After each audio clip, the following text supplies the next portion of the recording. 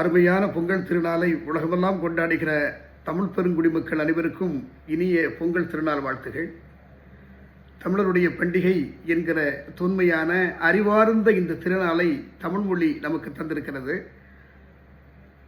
அதன் அடிப்படையில் இந்த திருவிழாவை தமிழர்கள் உளமாற இந்த பூமியை வாழ வைத்துக் கொண்டிருக்கிற அறிவியல் பூர்வமாக கண்கண்ட கடவுளாகிய கதிரவனுக்கு நன்றி சொல்கிற விழாவாக இந்த விழா மலர்ந்திருக்கிறது.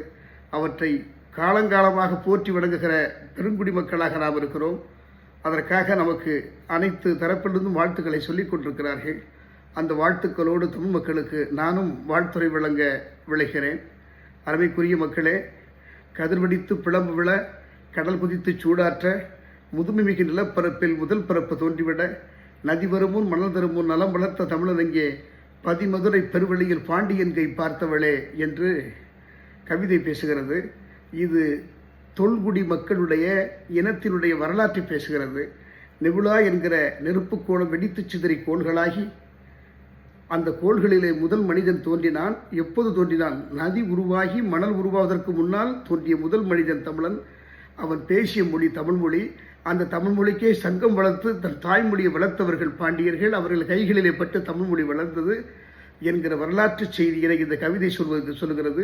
அத்தகைய பெருமைக்குரிய மொழியை நாம் தாய்மொழியாக பெற்றிருக்கிறோம். அது உலகத்தின் மிக உயர்ந்த பண்பாட்டை நமக்கு தந்திருக்கிறது.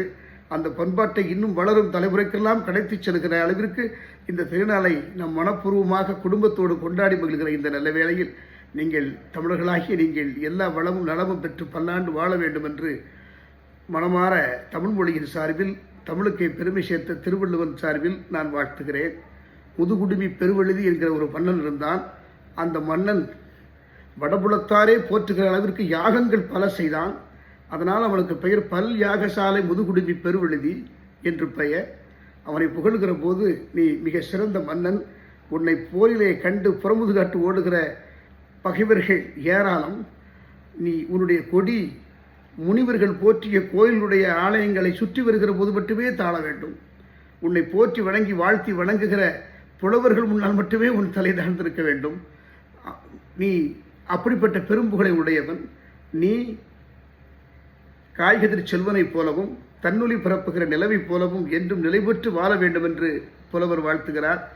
அப்படி காய்கதிர் செல்வனைப் போலவும் தன்னொலி பரப்புகிற நிலவைப் போலவும் நிலை பெற்று இருக்கிற புகழை தமிழர்கள் பெற வேண்டும் என்று நான் மனதார விரும்புகிறேன். கல்வி, பொருளாதாரம் என்பது மனித வாழ்வினுடைய மிக அடிப்படை கூறுகளாக இருக்கின்றன.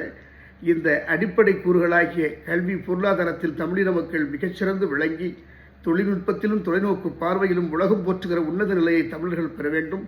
ஆட்சி அதிகாரம் பெற வேண்டும்.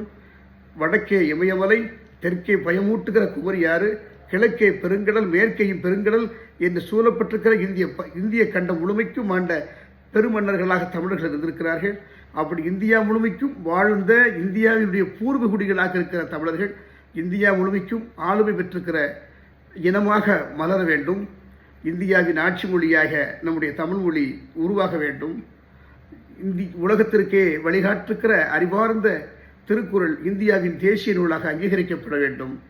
எல்லா இடங்களிலும் தமிழ் வழக்காடு மொழியாக, உயர்நீதிமன்றங்களில் வழக்காடு மொழியாக, பேச்சு மொழியாக தமிழ் இன்னும் வளர்ந்து பெற்றே இருக்க வேண்டும். கணிப்பொறி மொழியாக உலகத்தில் புகழ் பெற்றிருக்கிற தமிழ் மொழி இன்னும் நவீனத்துக்கு நவீனமாக அது புகழ் பெற வேண்டும்.